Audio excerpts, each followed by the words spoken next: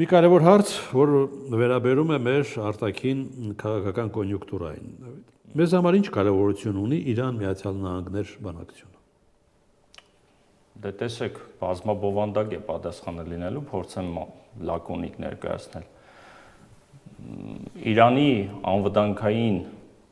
քաղաքականության բաղադրիչներից մեկը, եթե ոչ ամենակարևորը, Միացյալ Նահանգների պես գերտերության հետ ընդհանուր հայտարարի գալն է, որովհետև մենք լսում ենք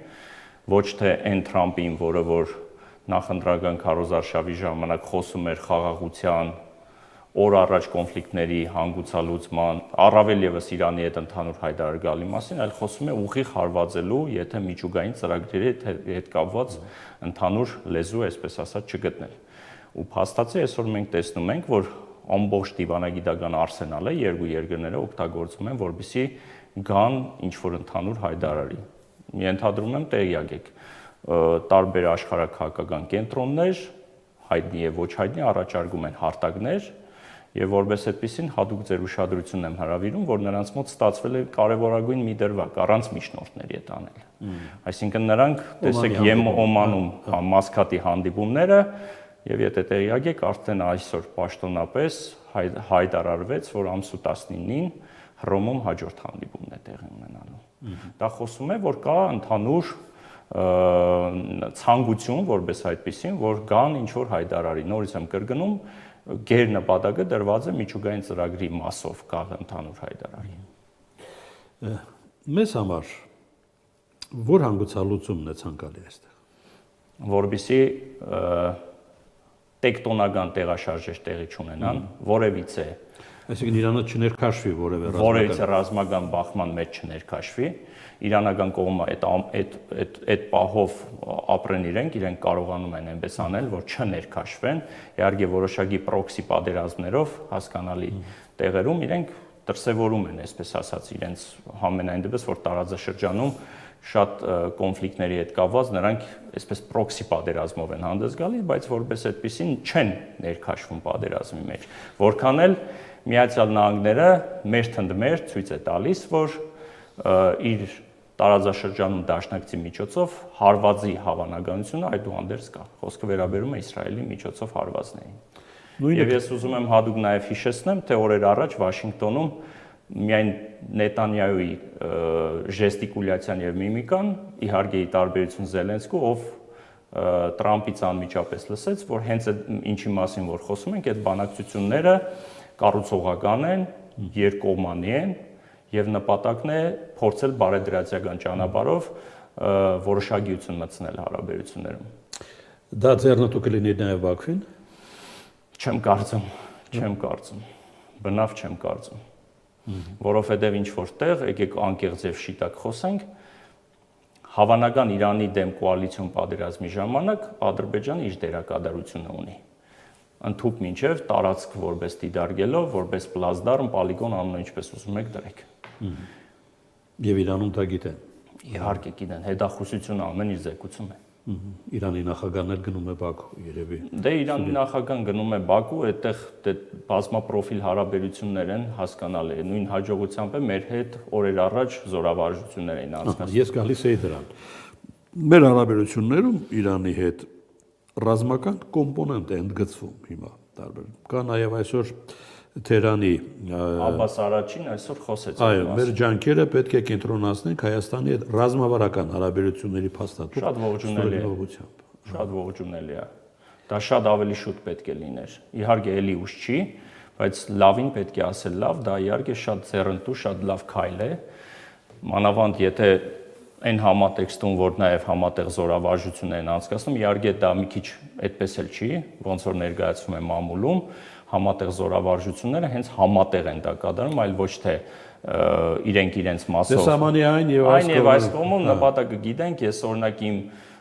կարծիքը այդ մասով հայտնել եմ, հիմա էլ ասեմ, ել եմ կրկնում ողջունելի է, բայց այստեղ խոսքը չպետք է գնա միայն մաքսակետի վրա,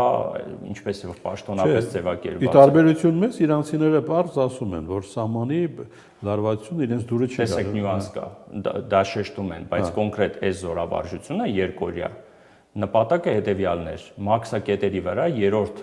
կողմից ահաբեկչական խմբավորումների դեպքում հակաահաբեկչական գործողություն, դիմադրողական գործողությունն է։ Դե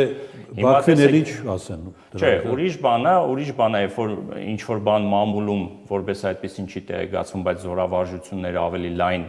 բովանդակություն են ստանում, օրինակ ես իմ մասով ասել եմ, որ ուրախ կլինեի, որ նման զորավարժությունները ավելի հաճախակի լինեն, մասշտաբային տեսանկյունից աշխարհագրորեն ավելի լայն տարածք ընդգրկեին, մինիմում ներառելով ամբողջ հայ-իրանական սահմանի 41-44 կիլոմետրի հատվածը, այսինքն սահմանային ամբողջ հատվածը, ինչու՞ չէ նաև ամբողջ Սյունիքի տարածաշրջանը, Սյունիքի մարզը ամբողջությամբ։ Վարչապետն գնում է Սյունիք, Մեղրի եւ ու հաջորդող կրակոցներ է լինում ընդ որում։ Հիմա եկան կրակոցի, շատ ճիշտ նկատեցիք, Խնածախի ուղղությամբ։ Հաստատվում է, որ կրակել են եւ արդեն թիրախային է եղել այս անգամ, հա։ Փաստ է, բայց եկեք ես ձեր ուշադրությունը ուրիշ կողմ տանեմ, փոքրիկ քրոնոլոգիայով։ Պարոն Մնացականյան, երբ կրակեցին մինչ այս։ Կրակեցին մի քանի օր առաջ, չէ՞, մի շաբաթ առաջ։ Պաշտոնական տվյալների իդեպ շատ ֆանտաստիկ պատասխան հնչեց պաշտոնական ՊՆ-ի կողմից, որ դրանք կրակոցներ են առ ոչինչ, այսպես ասած, այսինքն ինչ որ օդն էին կրակում կամ բան, որովհետև հասցեագրված, այսպես ասած, կրակոց չէր ու տրամաբանորեն Դե այսպես էլ է լինում։ Դե տեսեք, չէ, եկեք հասկանանք, կրակոցը որպես այդպեսին ըստ իրենց տրամաբանության պետք է լինի երկու տարբերակով։ Նշանակեդային, այսինքն ինչ որ զոհեր, վիրավորներ եւ այլն, կամ եթե չի լինում, ուրեմն դրա մասին կարելի է անգամ չզեկուցել, հանրությանը չտեղեկացնել։ Դե այս անգամ ասում են Խնածախի մշակույթի տունը տուժել է։ Դե այդ եմ ասում։ Ես ժամանակին իմ հրաբարական ելույթներում ասեցի, եթե դա թողում ենք այդպես, նրանք հաջորդիվ ավելի կոնկրետ կկրակեն, ըստ նշանակետի, բնականաբար։ Եվ այդպիսի արհամարական վերաբերմունքը, բնականաբար, երբ որ դու չես պատժում, ինչն է ստուգում։ Դե տեսեք, երբ որ դու չես պատժում, նա այդ անպատժելիությունից սկսում է նորից նման գործողություններ կիրառել։ Սադրում է, բնականաբար ինչ է անում, ուղիղ հարցին ձեր պատը սադրում է։ Նպատակը գիտենք, չէ՞, որ պատասխան հարվա, որովհետև ալիբի է ստեղծում, որպեսզի լոկալ պատերազմի անցնի հենց Սյունիքի հատվածում։ Ձեր պատասխանը ուղիղ դա է։ Հաջորդիվ, ինչի ձեր ուշադրությունն եմ ուզում հրավիրեմ։ Տեսեք, վարչապետը մեկնում է Սյունիք գործողումով, Սյունիքից դուրս է գալիս, այսպես ասած, հետևից կրակում են։ Ինչ է դա ոչ, եթե ոչ ուղերձ, ինչ որտեղ հասկանում եք, չէ՞, ուրեմն տանում խոսակցությունը։ Այն որ ասում է վարչապետի հետևից կրակում են, եւ դա կրակում են այն ժամանակ, երբ որ տեղի ունենում մեր կողմից հիշադակվող զորավարժությունները նաեւ։ Էլ եմ կրկնում, դա տարածքային լոկալ պատերազմի անցնելու ստեղծում են ալիբի, որբիսի հետագայում իհարկե շատ հեշտ ձևով մեղքը բարթելով Հայաստանի վրա անցնել իրենց էքսպանսիոնիստական մեղքը բարթել։ Եվ այստեղ շատ կարևոր բան եմ ուզում։ Հիմա դուք եթե հարցնեք, լավ, բա այդ դեպքում ինչպես մեզ ապահովագրենք կամ ինչպես անենք, որբիսի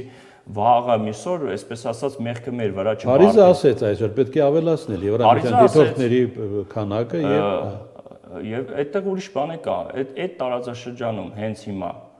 ուժեղացված ռեժիմով մոնիտորինգային աշխատանք կատարվում է թե ոչ։ Այդ մասին ես մամուլում լրատվական ես փորձում եմ գտնել ինչ որ հավաստի աղբյուր, ես չեմ տեսել, ցավոք չեմ տեսել։ Այսինքն գալիս ենք ձեր ասածին։ Այսինքն այն ուղղությամբ, որտեղ լարում են Որտեղ լարում են, այդտեղ պետք է գոնե մոնիտորինգային աշխատանքը ինչի համար են ցնել, իրենց առաքելության նպատակը որտեղ որ գոնե կրակոցներ Այսինքն անում են այնտեղ, որտեղ դիտորդներ չկան կամ չեն լինում։ Կամ չեն լինում, կամ հավուր պատշաճ այնտեղ ներկայացված չեն, աշխատանք տեսեք, այնտեղ մոնիտորինգային աշխատանքի մեջ բնականաբար, քանի որ նրանք սահմանափակ քանակով են, դու չես կարող ամբողջ ողջ երկայնքով եւ նոր բնակաձերով տեղավորես այդքան մանավանդ թվականակը շատ քիչ է։ Հետևաբար ստացվում է նրանք արագ արձագանքման խմբեր որպես այդպեսին պետք է ձևավորված լինեն, որ գոնե ինչ որտեղ եթե կրակոցներ են լինում, գնան այնտեղ կատարեն մոնիտորինգային աշխատանք։ Եվ այստեղ տեսեք, եթե դիտարկում ենք, որ անվտանգության քարտուղարը մեր ասում է ինչ, ասում է վերջի վերջո ներդնենք այդ համակարգը, մեխանիզմը ներդնենք եւ փորձենք հասկանանք ով է առաջինը կրակել, ով երկրորդ։ Փաստացի այսօր ցույց են տալիս, որ մարդիկ կարող են ուղիղ կրակել օբյեկտների վրա, այսինքն քաղաքացիական օբյեկտների վրա, մշակույթի տան վրա են կրակել, այո։ Այսինքն եթե դա հասցեական չի, էլ Աբա ինչ գնահատանք, նոնսենս կլինի, հասկանում եք, եթե մարդիկ կրակում են անմիջապես մշակույթի տանը։ Հիմա տեղի ունեցողի դիվանագիտական էջը դիտարկենք։ Դա տանում է փակուղի այնտեղ, որտեղ բանակցություններ են։ Դե տեսեք, Անտալիայում դիվանագիտական ֆորումի ժամանակ մեր իշխանության ներկայացուցիչը, իդեմս արտգործնախարարի վստահեցնում է, որ ամենամոտ իրավիճակում ենք խաղաղության կնքնելու, ընդհուպ մինչև ասում են պատրաստ ենք խաղաղության պայմանագիրը կնքելու հետ համատեղ նույն օրը փաստաթուղթ ստորագրենք Մինսկի խմբի լուծարման մասին։ Բառացի ցիտում եմ։ Բայց անցնում է 1 օր, սահմանին այսպիսի էքսցեսների ու ինցիդենտների ականատեսն ենք դառնում։ Հիմա սա խոսում է խաղաղության մասին։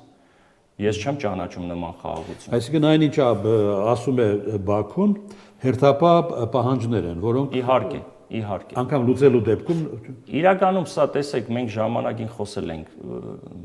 Պահանջը եղել է 17 կետերը, որոնք համաձայնեցվել են։ դա փակել են այդ։ Նրանց մոտ կա հետևյալ տրամաբանությունը, 17-ի տակ ստորագրողը 27-ի 37-ի տակ եք ստորագրի։ Քանի կարելի է միակողմանի զիջումների անցումը ճնշումով ինչ որ բան կորսել, այդպես մտածում, ինչն է։ հիմքերն են տալիս այդպես կարծել, որտեղ ամեն օրվա ռեժիմով նոր պահանջներ են ի հայտ գալիս։ Հենց հիմա մեր նախորդ խոսակցությունից հետո, երբ որ մենք ֆիքսեցինք, որ 17 պահանջները 2 պահանջ էլ ավելացավ զատ 17-ից,